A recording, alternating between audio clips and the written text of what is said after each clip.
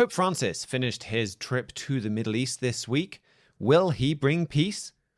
And will President Trump bring war to Venezuela? And what is going on with Asia's new bromance? We're going to find out on today's Trumpet World.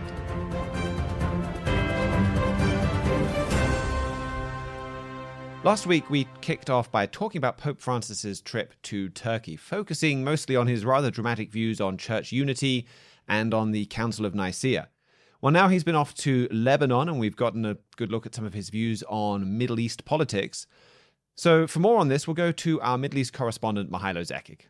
Yes, as you mentioned, this was a part two, you could say, of his visit to Turkey.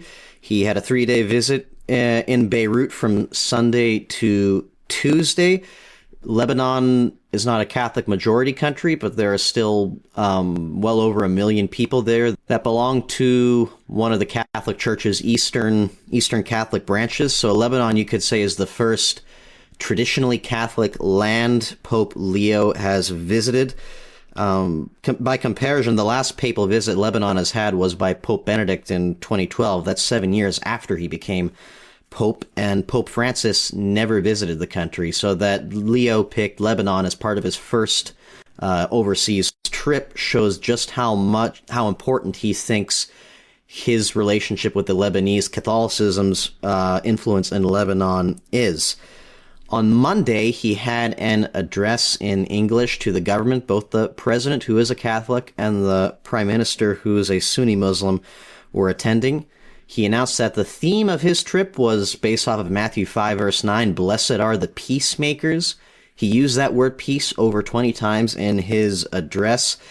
So you could see that with all the turmoil Lebanon has had with Hezbollah, with the brief war with Israel, this is definitely on his mind to try and at least bring some comfort and hope and perhaps even fix problems to the Lebanese. His address was noteworthy for several reasons. Certainly, there are millions of Lebanese here and throughout the world who serve peace silently day after day. Yet you, who have important institutional tasks within this nation, are destined for a special beatitude if you can say that you have put the goal of peace above all else. At the same time, there can be no lasting reconciliation without a common goal, or without openness towards a future in which good prevails over the evils that have been suffered or inflicted in the past or the present. A culture of reconciliation, therefore, does not arise only from below, from the willingness and courage of a few. It also needs authorities and institutions that recognize the common good as superior to the particular.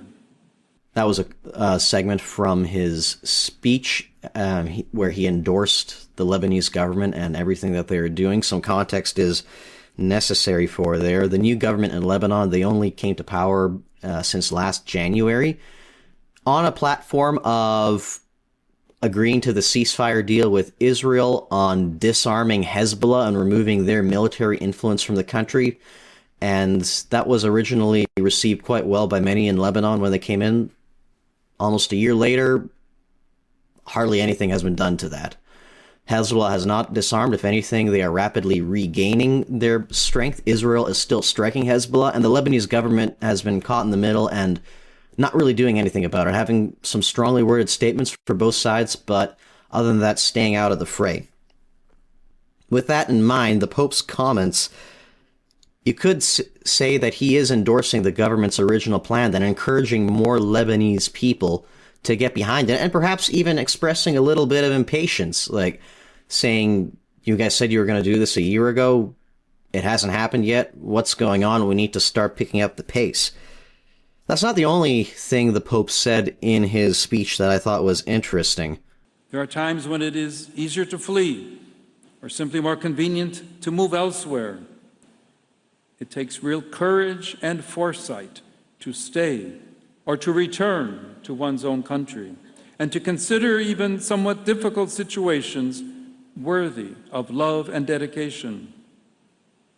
We know that here as in other parts of the world, uncertainty, violence, poverty, and many other threats are leading to an exodus of young people and families seeking a future elsewhere, even though it is very painful to leave one's homeland.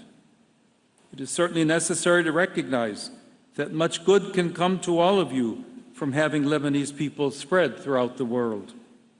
However, we must not forget that remaining in our homeland and working day by day to develop a civilization of love and peace remains something very valuable.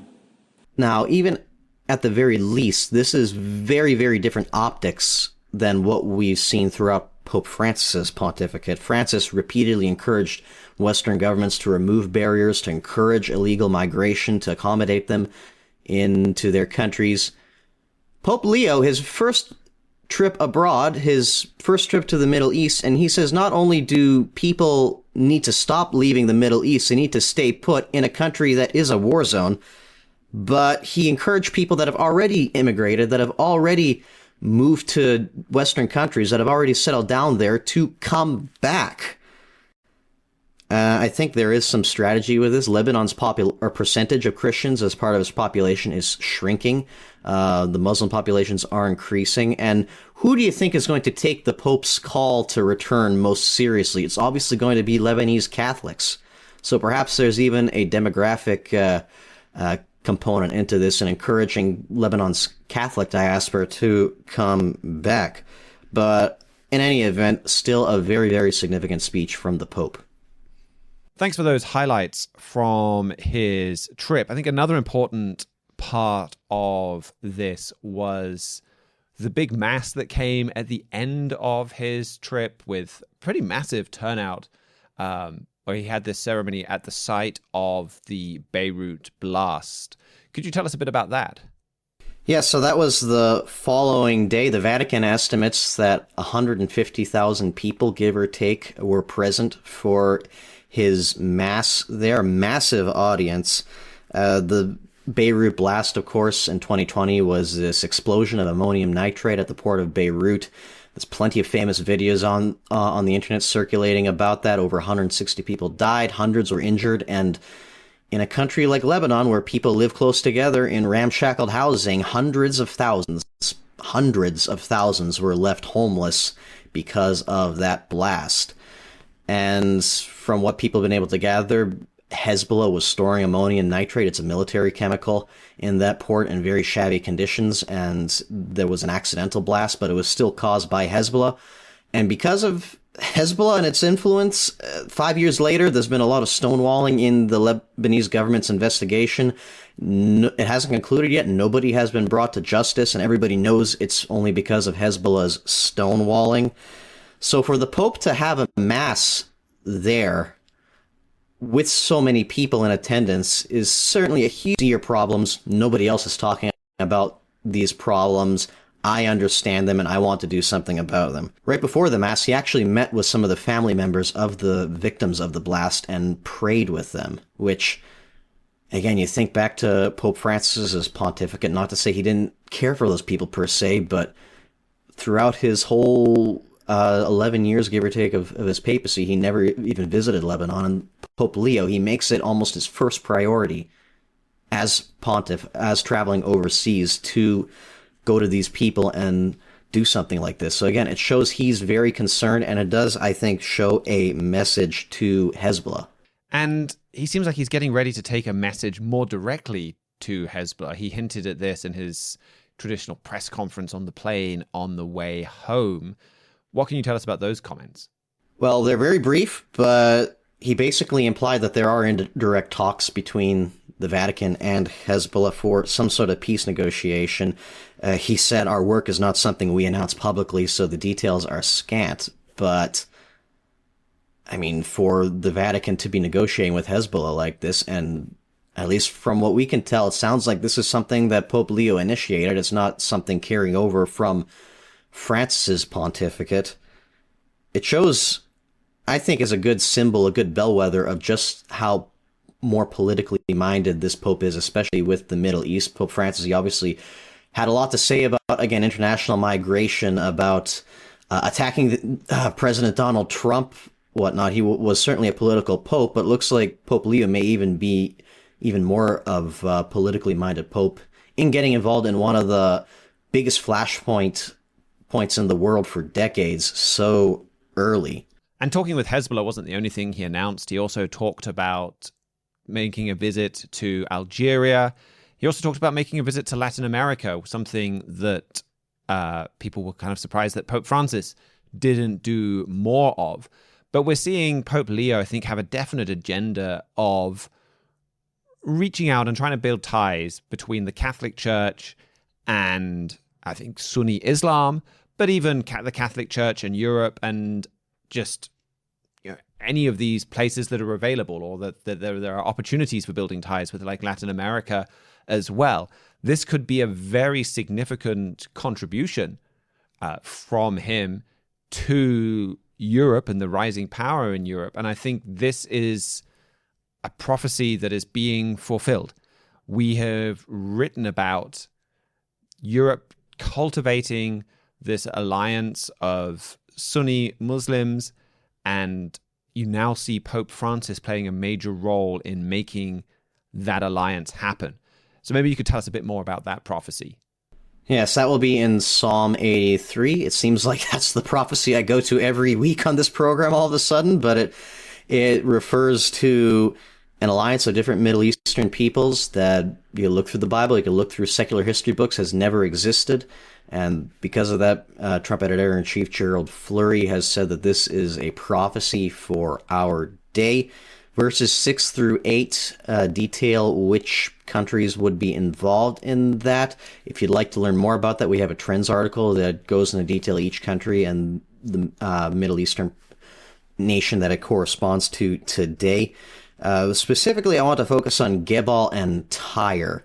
Those are two ancient Phoenician city-states in the territory of Lebanon that still exist in Lebanon today as cities. Gebal is, or Byblos, as it is also known, is in the north, and Tyre is in the south.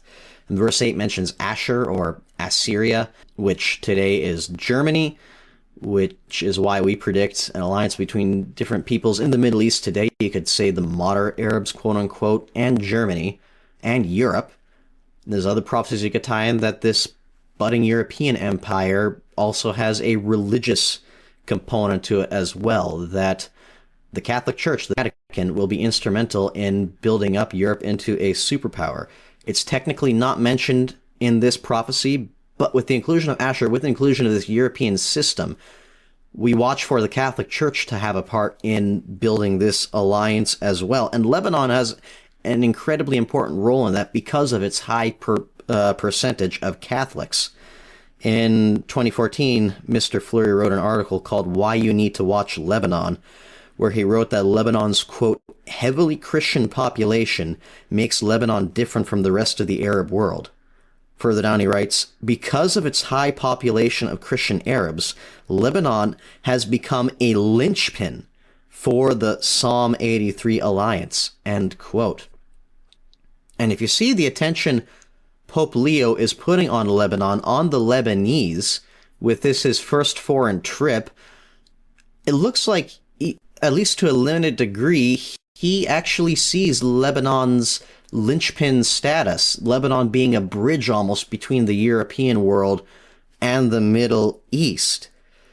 So this is definitely something we will be keeping an eye on as the Pope makes outreaches to more Muslim countries, as the Pope perhaps even falls through with some of the implications he had with his visit to Lebanon more closely. Thank you for that, Mihailo. What other stories did you have for us from the Middle East? Just one. The International Consortium of Investigative Journalists published on December 4th what it calls its Damascus dossier.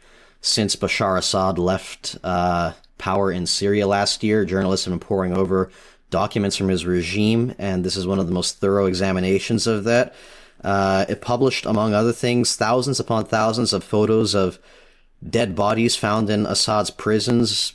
A lot of them look like emaciated skeletons. It's actually quite horrifying. Some of them identified as prominent activists, some only identified by the numbers of security apparatus gave them, but Tied with that, the dossier also reported that the United Nations gave $11 million between 2014 and 2024 to those same security services to that intelligence apparatus through a front security company that they were paying for protection for their staff in their offices in Damascus. The UN found out about this, that the money they were giving was actually going to Assad's repression, but they continued to operate there. They continued to send money over to Assad for years, and when questioned about it, they denied any wrongdoing. We've talked about on this program before the corruption of the UN in places like helping Hamas attack Israel and Gaza. It's not only Hamas that the UN is guilty of sponsoring. You can see here that they're even giving millions of dollars to Assad's government. Well, thank you for that, Mihailo, and for that focus on that prophesied alliance that we're seeing in the making. Now, one dramatic piece of fulfilled prophecy comes from the Russia-China alliance. All the way back in 1934, Herbert W. Armstrong described the way that you would see the rise of two great military powers. One would be the power we're watching rise in Europe, and the other, he said, would be Russia with her allies, possibly China or Japan. In 1959, his Plain Truth magazine continued to forecast that Russia and China would ally together. And at this point, the Soviet Union and Communist China were at loggerheads. And in fact, those two countries even went to war. Yet the Plain Truth continued to forecast that these two would be allied. That's a dramatic fulfilled prophecy. Those two are very close. But they prophesied another inclusion in this Asian alliance that has been less close until late, and that is India. But this week we got a good look at a growing bromance between India's President Narendra Modi and Russia's President Vladimir Putin. To hear more about that, we'll go to our Asia correspondent, Jeremiah Jacques.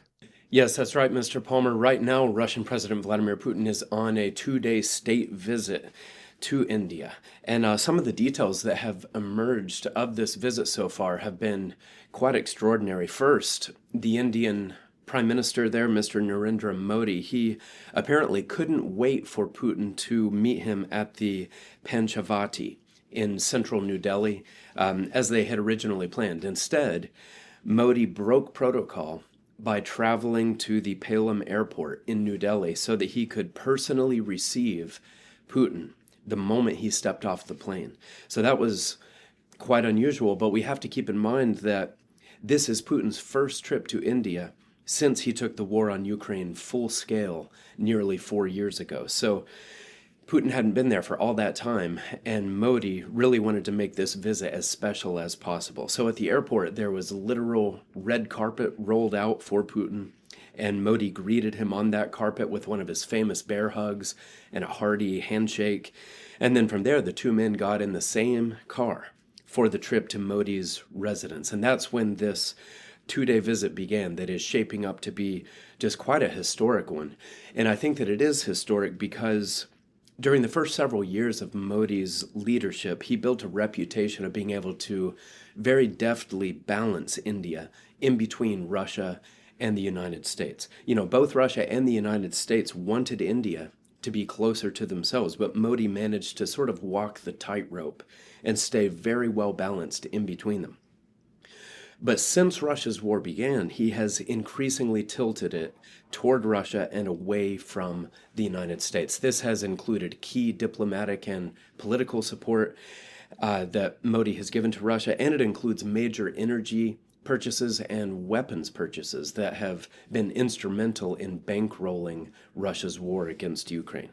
And then more recently, we've had a situation where the Trump administration has imposed 50% tariffs on most Indian goods. This was supposed to drive a wedge between India and Russia, but instead the tariffs had just the opposite effect. They caused India and Russia to become even closer in the face of what the Indians perceived as unjustified antagonism, really, from the Americans. And then in the time since then, what had been kind of a cautious tilt by India toward Russia has shifted to active alignment. And right now, I think that Putin's visit there is further paralleling that alignment, just drawing India even closer to Russia and even further from the United States. And during this trip, they'll be discussing India's intention to obtain additional S-400 missile defense systems, and also even some of the S-500 systems, and a nuclear-powered Russian submarine that India plans to lease. They'll also be discussing a deal to begin joint production of Russia's Su-57 fighter jets in India. Then beyond the military realm, they'll be discussing a wide range of initiatives to shore up trade ties and energy cooperation, financial integration, people-to-people links as well. So really, with this trip, we are witnessing a dramatic deepening of Russia-India ties. And it has come as a bit of a surprise to some analysts, but on Trumpet World, we often discuss prophecies in the book of Revelation about a 200 million man army that'll be coming together soon. You can see that in Revelation 9, verse 16. And the passage there shows that this massive Asian army will be one of the major belligerents in World War III. And there are several other biblical passages that give us more details about this future Asian force. One of the big ones that you can go to there is Ezekiel 38. Verses 1 and 2 show that this massive force will be led by Russia. But then verse 5 lists some ancient names for the peoples that primarily make up modern-day India, and says that they will also be a part of this Asian military bloc. So when we see Prime Minister Modi today breaking protocol to demonstrate his close personal relationship with Putin, and when we see them finding new ways to strengthen the already very robust ties between their nations and finding ways for India to be ever more autonomous from the United States, all of that is really setting the stage for India to take its part in this Russian-led Asian bloc. And since India's population is so vast, even bigger than China's now, we can see how that will, really help this prophesied Asian bloc to achieve that number of 200 million soldiers, just an unprecedented size. So for anyone who would like to better understand these various prophecies, I would recommend ordering a copy of our free booklet. It's called Russia and China in Prophecy, and there's a whole chapter in there about India and India's place in this alliance. So it's just an excellent read if you'd like to really understand the context of the current events that are happening today. Thank you very much for that, Mr. Jacques. Any other stories from Asia that caught your eye? Just one other one that I wanted to mention, and that is that President Putin seems to be rejecting the latest peace proposal that's been put forth by the United States. This may seem like kind of a pointless charade in some ways. Why would Putin keep on making an appearance of seeking some sort of resolution to the war, and then, even when the terms of that resolution are extremely favorable to him, he ends up rejecting it, and he keeps on fighting? It may seem kind of pointless for this to be happening over and over again, but it's actually not at all. In the case of this latest iteration of the dance, before it was happening, the United States was discussing Tomahawks and discussing the possibility of giving Tomahawk missiles to Ukraine and allowing Ukraine to strike Russian energy infrastructure deep inside of Russia. So, the Trump administration thought that by helping Ukraine take out more of Russian energy, the economic pain would become just too great for Russia, and that it would eventually compel Putin to settle for some sort of negotiated peace. And I think that was logical. And it was accurate, and it very well may have happened. But that's when we started to hear about more secret talks that had taken place between Russian officials and American officials. And then this new plan was floated and was discussed. And with those discussions, all talk of U.S. Tomahawks going to Ukraine ended. And we've not heard any sort of a resumption in those conversations about the Tomahawk. So that's extremely valuable to Vladimir Putin. It seems that he was able to use some real Sun Tzu strategy here, some art of war kind of maneuvering, destroying the Tomahawks without even firing a shot, destroying them with words, with subterfuge. And this is a pattern that we've seen several times since President Trump took office. President Trump will grow weary with Putin's belligerence and with his pig-headedness, and President Trump will threaten some sort of punishment that could really tighten the screws on the Russians. But then a phone call will come from Moscow, or a meeting will be scheduled, and suddenly those threats from Trump are replaced with a different plan, and Putin will eventually reject that plan.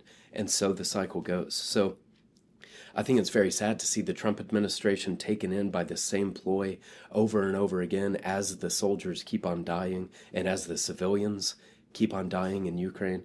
But here we are again, and it looks like there is not much cause for optimism, at least in the near term, regarding the efforts to end this horrendous war. Well, thank you very much for that, Jeremiah. Perhaps the biggest news from Europe this week is some reporting from The Atlantic. We're seeing more and more Western news media wake up to the dramatic transformation that has been happening in Germany. We've got yet another headline from a major news magazine that could have come from the Trumpet several years ago. Their headline is "The New German War Machine." That was published on Monday, and it is full of a warning. Well, it's by Isaac Stanley Becker. It's full of a warning about what is going on in Germany. He says not long ago, these plans would have set off international alarms, referring to everything that Germany is doing in terms of turning around their military. It talks about the rise of AI, the massive use of production of drones and of scientific startups going on there. He talks about the massive expansion in German military spending that we've covered in a lot of detail in this show. I found some of their writing, it's great to see and important to see a lot of these news magazines waking up to what is happening. At the same time, a lot of what's in there is material that we've already talked about that won't be new to you and most of our listeners. One of the bits, though, that I did find quite fascinating and I thought very well put was where it focused on how close Germany is drawn to Israel. It talks about the Arrow 3 weapons project and about how fundamental this is in Germany's defense, how much they're looking for this Arrow 3 missile system to defend Germany from missiles. It says Arrow 3, the largest defense deal in Israeli history, reverses that logic of Germany protecting Israel by making Israel a guarantor of Germany's safety. Kruger, this German general, said that the work on the weapon system turned representatives from the two militaries into a family, and they built camaraderie while his staff waited out missile attacks in Tel Aviv's below-ground shelters with their Israeli counterparts. The weapons acquisition from Israel is one next step, Kruger said, in overcoming our history. And like we've talked about on this show, we have all of these prophecies that talk about a double cross. Hosea 5 and verse 13 is one of these, where Germany is going to look like a friend. Britain, Israel, in the Middle East, they will all be trusting Germany, find themselves betrayed. That's what this is building to. The article concluded with Stanley Becker saying, listening to plans for rearmament in the old Wehrmacht headquarters, I wondered whether the Germans could get power right this time. He concluded, where were the good Germans, my great-grandfather asked. In jails and concentration camps, he answered, and buried in the earth. But as a refugee rescued here on the foot of the Statue of Liberty, he believed American influence would help secure peace and purge Europe of fascism. For a time it did, but that world is disappearing, and Germany's pacifism belongs to another age. He finished by asking that question, where is this leading? And the Bible tells us. A lot of people have now relegated that history to history. Oh, World War II, yeah, we all know what happened then. But it's joked about. We've forgotten about it. It was 80 years ago. There was 2-3 generations on from that. And so people say, well, it doesn't really have any relevance to what's going on now. But the Bible says very differently. The Bible describes this power that is rising up in Europe, made up of 10 kings that will be dominated by Germany. And Herbert W. Armstrong for years said, you're going to see Germany emerge at the head of Europe, first as a political union, then as a military union. And you're going to see them rise up as this great military power. And he even said Russia is the one that would do this. I mean, we can play a clip from him saying, or the fear of Russia would prompt Germany to do this. And here's a clip of him saying that. Now, one of the great things that is urging Europe on, and perhaps the greatest thing that will cause them to hurry and get together on this, is their fear of what's going on in the Kremlin and the Soviet Union. And Andropov is frightening them. And that is going to rush them. They are losing confidence in the United States as having a military umbrella over them to protect them. And they want their own military force to protect themselves. That's the way they feel over there. Now, that is a chief incentive to unite them. So when you see headlines like the new German war machine, that's fulfilled Bible prophecy. That's what God revealed through Herbert W. Armstrong being proven right and correct.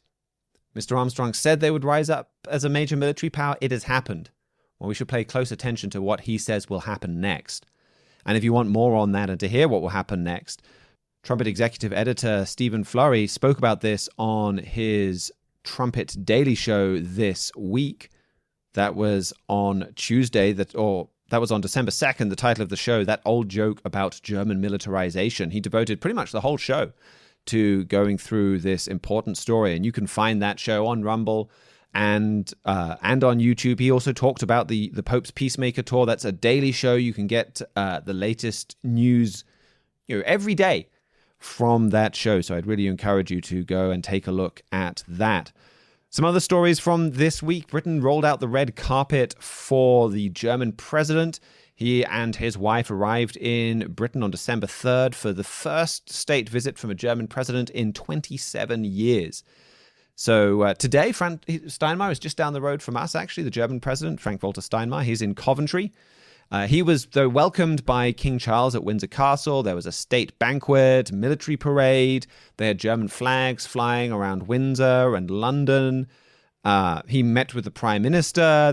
He's got a talk before Parliament.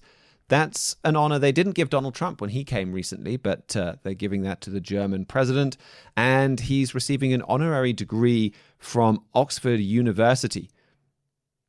And this is coming after Britain and Germany signed their very first friendship treaty after World War II over the summer. We talk about that more in our article from the September Trumpet print edition, Aiding the Enemy. We can put a link to that in the show notes. But just like we said, with Israel in the Middle East and with the United States, as Germany rises as a major military power, Britain is now increasingly looking to Germany for their defense. And another power looking to Germany for their defense is Cyprus. Cyprus is taking over the rotating presidency of the European Council, and they've been consulting with Germany on that. And one of the things that they've been doing is going on a massive military spending spree. This week, they announced they wanted to buy $1.4 billion worth of weapons under the EU's Security Action for Europe program. This is the program that's there to help them borrow a lot of money to spend on the military. Now, if you're used to things like US military spending, $1.4 billion might not really sound like very much. It didn't to me initially. But then I looked up that Cyprus's annual defense budget is only a little over $500 million dollars. So this is, we're looking at kind of 3 times Cyprus's annual defense budget that they're wanting to spend in new weapons. So they're going on a massive shopping spree here. And a big part of their agenda for their presidency is to build up Cyprus as Europe's bridge to the Middle East. And I meant to plug it last week, but I forgot to do so. But if you go back on our archives on Trumpet World, if you didn't listen to Joshua Michel's show just over a week ago, on our Wednesday show, it was a really fascinating program. He was interviewing a Cypriot expert who we've had on the show before, but Mr. Flurry has drawn a lot of attention to Cyprus's role as Europe's bridge to the Middle East and as the We talked about the Psalm 83 alliance with Mihailo earlier. Cyprus playing a key role as Europe gets more involved in the Middle East and moves troops into the Middle East. And they need a military presence in Cyprus. And that show really revealed how dramatically that is happening already. So if you haven't heard that, I'd encourage you to go back, track that down on YouTube, Rumble. Again, we could probably put a link to that in the show notes. For our final story, we'll go back to a question I feel like now we just come up to every few weeks on this show, but a question that gets more urgent each time that we ask it. And that is Donald Trump about to invade Venezuela? So to get the latest on this, we'll go to our U.S. correspondent, Andrew Miller. Yeah, that is a very good question. My personal feeling is that we're definitely looking at regime change in Venezuela, probably in the near future. Whether that involves invasion or not, we'll see. But this is a story that's been getting a lot of press in the news for weeks, as Donald Trump has just deployed more ships and more military resources and more troops to the Caribbean Sea off the coast of Venezuela. They had some big escalations in the last few days with President Trump declaring a no-fly zone over Venezuela, not allowing Venezuelan planes to even in their own airspace. The Secretary of War, Pete Hegseth, having ordered a drone strike on a drug boat in Venezuela, and then tweeting some memes about Franklin the Turtle that we've been sharing around the office this week, just highlighting his commitment to using military force to crack down on the drug war. Pope Leo weighing in this week in a very interesting way. Nicolas Maduro had sent a letter to the Pope asking him to intervene after Donald Trump started his military buildup. And on the plane back from Nicaea, Leo came in and said that he does not want a military invasion of Venezuela or any violence in Venezuela. That got a lot of press as the Pope rebuking Donald Trump, although I think that statement may have been misinterpreted somewhat, because immediately after he said he didn't want an invasion or violence in Venezuela, he then suggested that Trump use dialogue and economic pressure to bring about regime change in Venezuela if that's what he wants to do. So an interesting statement. I've seen statements like this from popes before where they just condemn the violence and then maybe behind the scenes do some finagling to bring about regime change.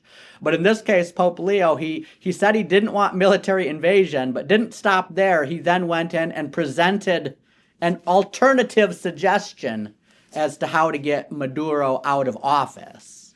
And as I've brought up on this program before, just how the political situation in Venezuela is right now, if Maduro leaves office, any new regime, those negotiations are of necessity going to have to incorporate the Venezuelan Bishops' Conference.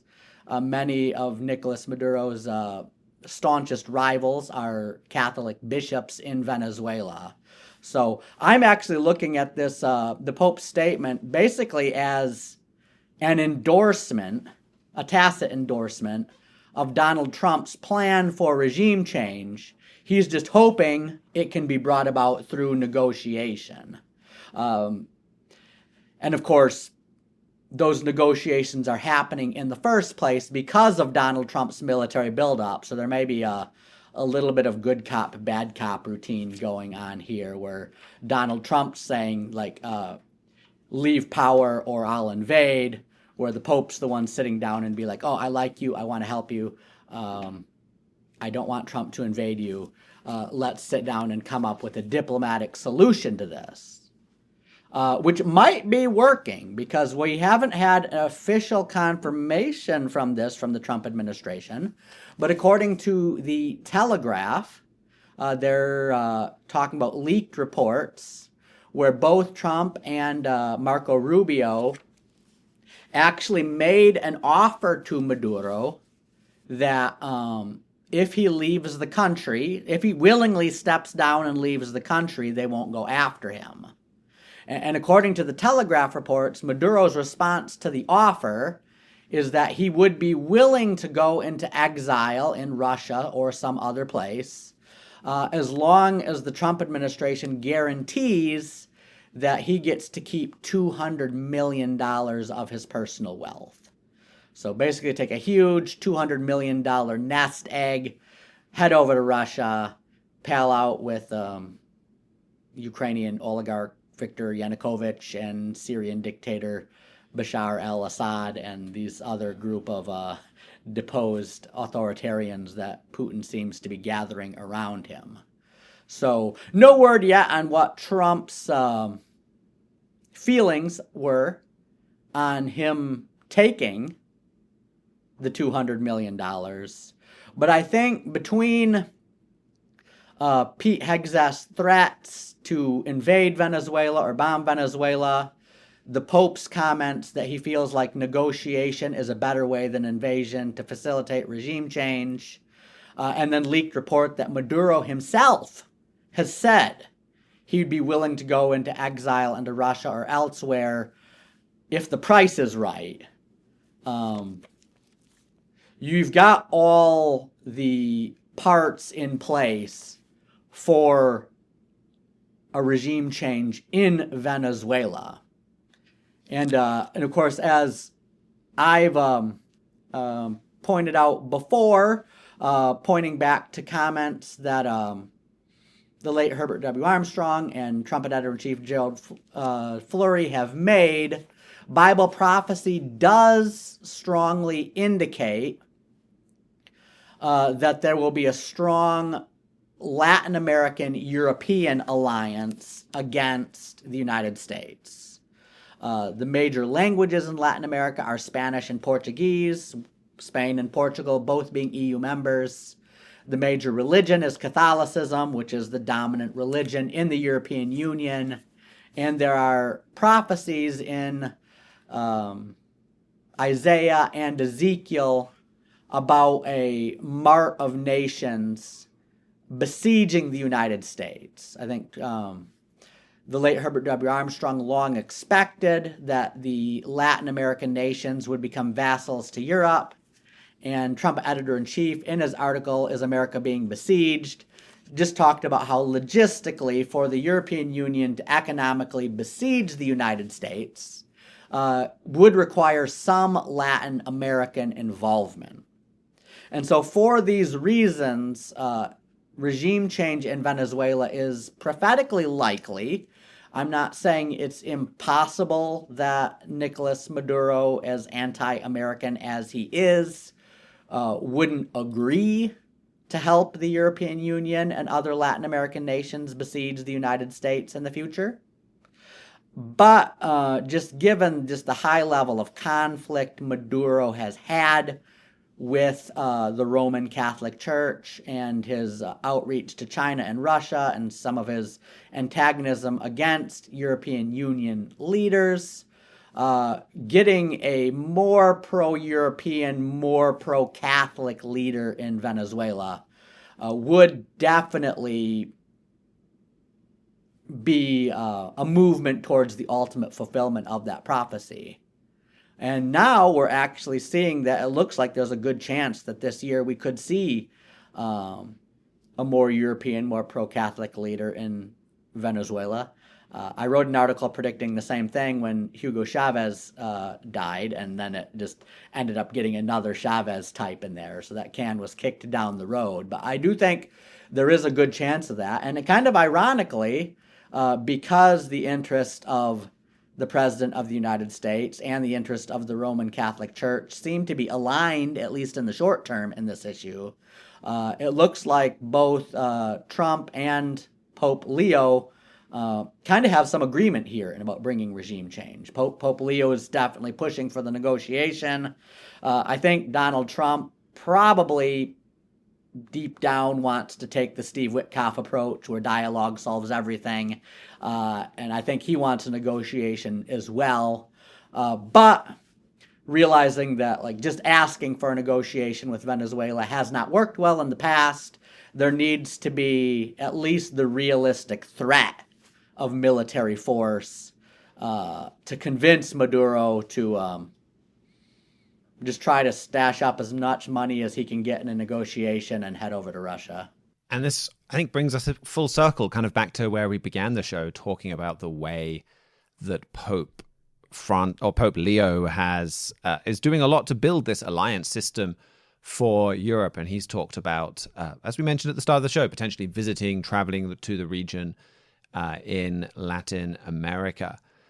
So we've long forecast that relationship with the Catholic Church, and we've talked about this rising European power, and that God is allowing, even enabling this power to rise to besiege and bring down the United States. If you're going to besiege the United States, you need Latin America and Venezuela and Cuba as well. And these are two key places that people have planned to besiege America from in the past.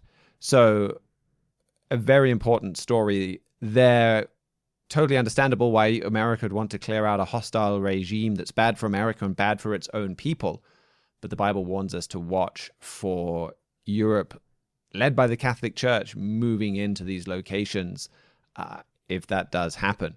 Did you have any other stories from the English-speaking world to bring us, Andrew? Yeah, several other stories. I'm sure in the near future we'll have much more to say about the Venezuela story. We'll have more developments. But in the short term, we've got a few other stories in the Anglo-American region. One story I wrote up for the morning brief this morning is the Supreme Court has issued a stay allowing the government of Texas to redraw their congressional districting maps to potentially give Texas 5 more Republican seats in the House of Representatives.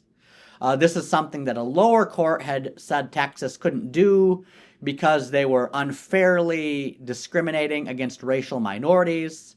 The Supreme Court yesterday issued a stay saying that the lower court hasn't yet to provide any proof that discrimination against minorities was the motive behind Texas's decision.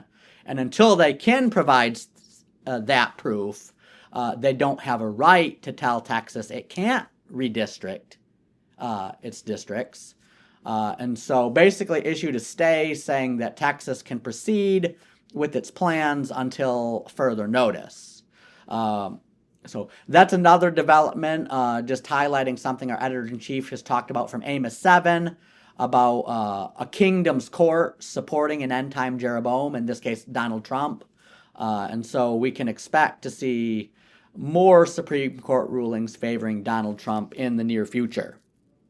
We've also getting some more information about the Afghanistan evacuee who shot the 2 National Guard members the day before Thanksgiving. There's now getting more proof that he actually may have been blackmailed by the Taliban threatening to hurt his family unless he did this. And so if true, that's really just another highlighting of just what a disastrous decision it was for Joe Biden to let 190,000 Afghanis come to America after America's disastrous withdrawal from Afghanistan, is because many of these evacuees were unvetted. It shows that this man, while he may have not have had a history of terrorism back in Afghanistan, definitely has family that the Taliban can use to pressure him into hurting Americans. President Trump, another big executive order, just highlighting what a puppet president Joe Biden was. He's basically declared all Joe Biden executive orders, executive actions, memoranda, etc., signed with the auto pen to be null and void. There's definitely a lot of questions about exactly how senile Joe Biden was, why he was using the auto pen so much, and whether he actually even had much awareness of the documents being signed in his name. That's what prompted Donald Trump to say anything he signed with the auto pen is null and void. Now, constitutionally, anything done by executive order can be undone by executive order, so President Trump has full legal right to overturn all of Joe Biden's executive actions, except maybe the pardons. The pardons are constitutionally protected, that the president pretty much has right to pardon anyone from any crime. So Donald Trump may have to provide additional proof that Joe Biden was unaware of who was being pardoned before he could make those pardons nullified. But the other executive orders, Donald Trump has full authority to just say that those are nullified now that there's a new president, because Joe Biden probably wasn't even aware of most of the things being signed under his name anyway. And then one last story that probably should be fairly obvious to those with some common sense, but we have a new study providing more proof that smartphones are indeed making your kids fat, tired, and miserable. Just the sheer amount of screen time is the blue lights disrupting sleep hormones, suppressing dopamine chemicals, and causing kids to eat more. And so just another proof of something we've written here on the Trumpet many times, that smartphones are addictive and bad for your health, and especially dangerous to children who don't actually know the risk of them. So if you're hoping to help your child sleep better, be more happy, and maybe lose some weight, taking away their smartphone is a scientific way to do that. Well, that's a nice practical note to end the show on. Thank you very much for that, Andrew. And thank you very much to all of our panelists. Thank you to George Haddad, Jacob Hessong, and Matthew Friesen for engineering and production. Thank you to you, the listener, for joining us. If you have any questions or any comments, if you want to get in touch with us, feel free to email us at trumpetworld@thetrumpet.com. We would love to hear from you. We will be back next week. Until then, please keep watching your world.